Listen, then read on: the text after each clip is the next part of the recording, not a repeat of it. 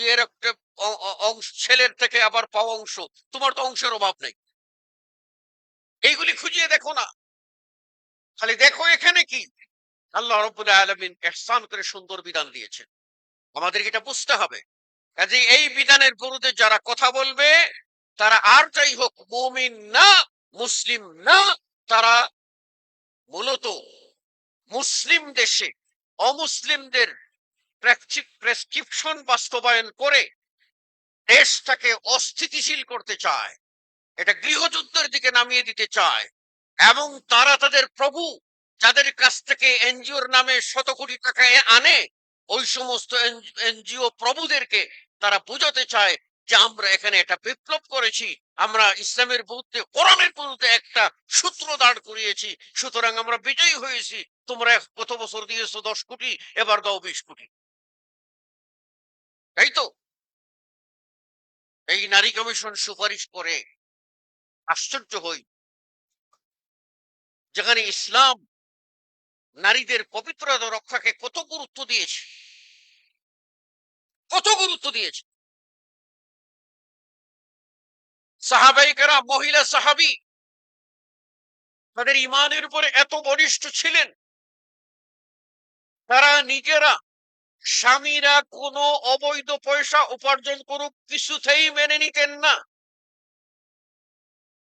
তারা বলতেন কুন্না নাসবিরু আলাল জু' ওয়ালা নাসবিরু আলাল হারাম, আমরা ক্ষুধার জ্বালা হজম করতে পারবো, হারাম হজম করতে পারবো না।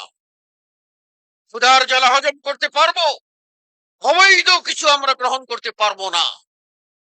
স্বামীর কামাইতে অবৈধ ঢুকে যাক, সেটার যারা প্রহরা দেন এবং এত দায়িত্বহীন কণ্ঠে বলেন আমরা হারাম মেনে নেব না, সেই মহিলারা দেহ ব্যবসা করে হারাম উপার্জন করবেন, এটা কি কোনোদিন কল্পনা করা যায়? কোনোদিন কল্পনা করা যায়?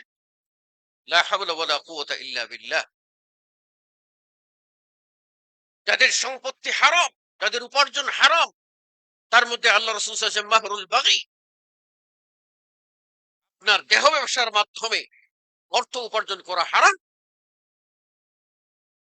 অথচ এই তথাকথিত নারীবাদীরা প্রস্তাবনা পেশ করেছে যে যারা তাদের দেহ বিলিয়ে পয়সা কামাইতে চায়, বেশ্যাবৃত্তি করতে চায়, তাদেরকে এটা জাতীয় একটা ভালো, মানে এটা পেশা হিসাবে স্বীকৃতি দিতে হবে, তাদের এটাকে শ্রম হিসাবে স্বীকৃতি দিতে হবে, শ্রমের মর্যাদা দিতে হবে। শ্রমের মর্যাদা দিয়ে দিলে তো প্রত্যেকেই ওখানে নাম লেখাবে। আমি বলি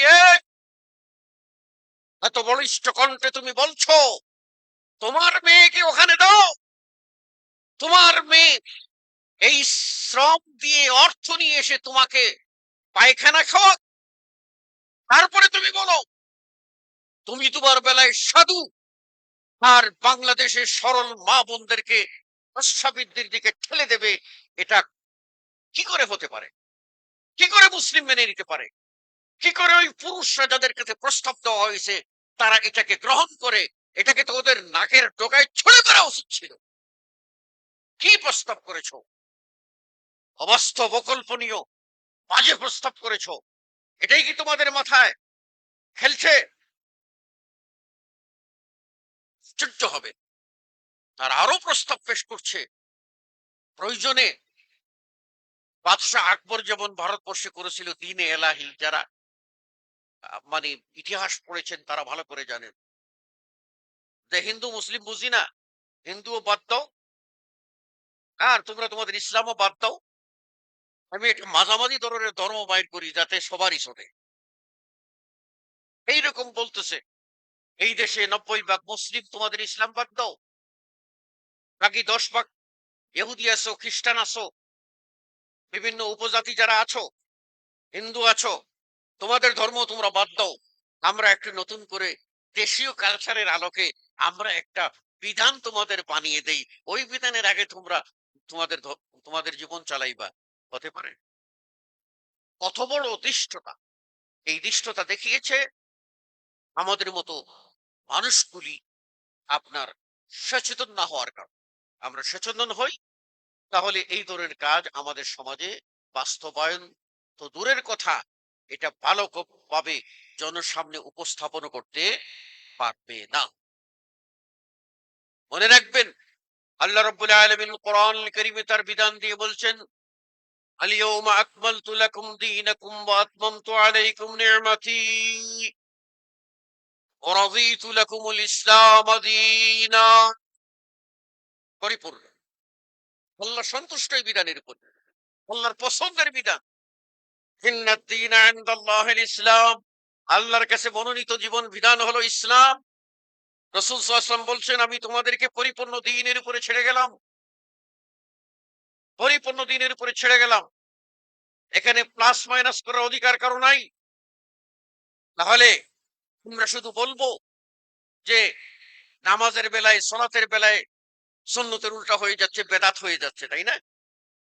আর মৌলিক বিষয়গুলিতে উপরে ঢুকিয়ে দিচ্ছে, আমরা দুর্নাক করে টের পাচ্ছি না।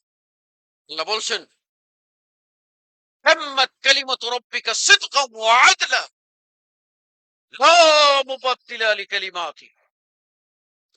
আল্লাহর বিধান পরিপূর্ণ ইনসাফের সাথে পরিপূর্ণতা আল্লাহ দান করেছেন, পরিপূর্ণ হয়েছে। সিদকান ওয়া আদলা, সত্য এবং ইনসাফ নিয়ে। লা মুবাদদিলা লিকালিমাতি, আল্লাহর এই কালিমাত, আল্লাহর এই বিধানকে পরিবর্তন করার ক্ষমতা কারো নাই। ঘোষণা দিয়েছেন আল্লাহ, আল্লাহর কথাই কিয়ামত পর্যন্ত বহাল থাকবে ইনশাআল্লাহ।